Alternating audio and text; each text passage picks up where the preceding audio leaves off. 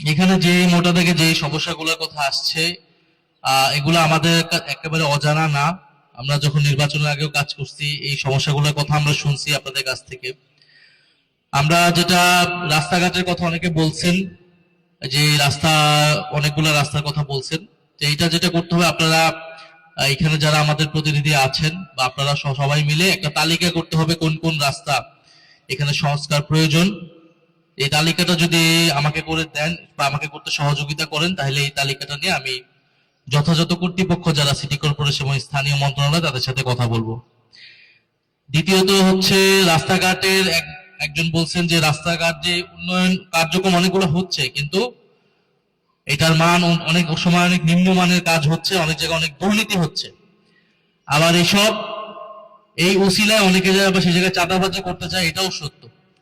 তো এখানে আমরা সরাসরি এটা তত্ত্বাবধান করব। আপনারাও যদি এই ব্যাপারেও কোথায় কোথায় রাস্তাগুলো হচ্ছে বা আপনাদের কাছে যদি ইনফরমেশন থাকে, তথ্য থাকে যে এখানকার, কারণ আপনাদের তো অভিজ্ঞতা আছে রাস্তাঘাটগুলো কিভাবে হচ্ছে, বা আমরা প্রয়োজনে অভিজ্ঞ লোকদেরকে এনে এটা পরীক্ষা নিরীক্ষা করাতে পারবো যে এই রাস্তাঘাটটা ঠিক মতো করছে বা এখানে কোনো করাপশন হচ্ছে কি হচ্ছে না।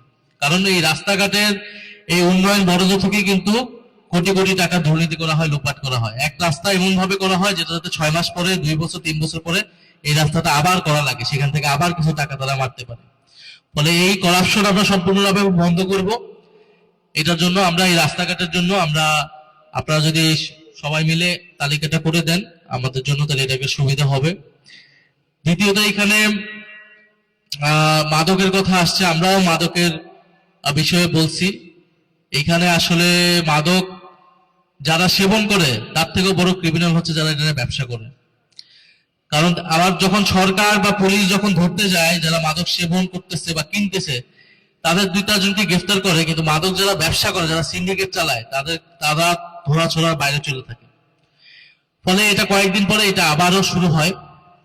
তো আমি আপনাদের কাছে একটা জানতে চাই, ধরেন আপনারা এখানে মাদক শহর চুরি ছিনতাইয়ের কথা বললেন, অনেক অসুবিধায় পড়ে। আপনারা তো এখানে বাড্ডা থানার অন্তর্গত, আপনারা বিভিন্ন সময় থানায় যান, থানায় আপনারা কেমন সুযোগ সুবিধা পান বা কেমন ব্যবহার পান? আপনাদের থানা কেমন সার্ভিস, আপনাদের কথা শুনে কিনা? থানায় আপনারা কেমন সার্ভিস পান, ভালো না খারাপ? আপনারা আপনাদের মতামত পেশ করুন। দুই একজন বলেন একটু। আসসালামু আলাইকুম। ব্যারেটের লোক কোন ডরের জন্য এই যে বাবা কোন মদ কোন এই যে আপনার এই যে একটা নৈলা খাল বলছে, এই খালটা আমরা ভাড়া দিয়ে মানুষের ব্যবহার করতেছে, কিন্তু কেউ আজ পর্যন্ত কলকাতা শুনি। তার পাশে এই যে মনে করেন বাবা মদ মাছও বিক্রি হয় না এইভাবে, ব্যারে যেভাবে বিক্রি হইতেছে, কিন্তু কেউ ওর সাথে কেউ ওরে বললে কিন্তু কালার হইতে হইব।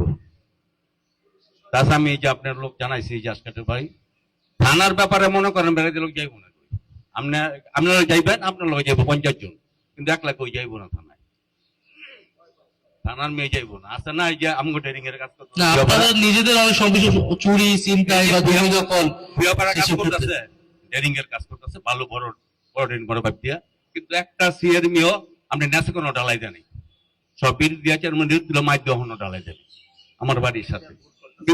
সাপোর্ট কি দেয় কি এই কথা ব্যাপারে কথা বলুন। থানাতে আমরা মাদকের আমরা যাই না, তো আমরা যাবো কেন? আমরা থানা তো ডরাই, আমরা যাই না, আমরা ডরাই। বাড়িতে লোক আমি যাবো, কিন্তু অন্য জন যাইবো না, কেউ যাইবো না, গেলে সমস্যা আছে অন্য অন্য মাইসের লেগে, কিন্তু যাইবো না, ডরা যায় না।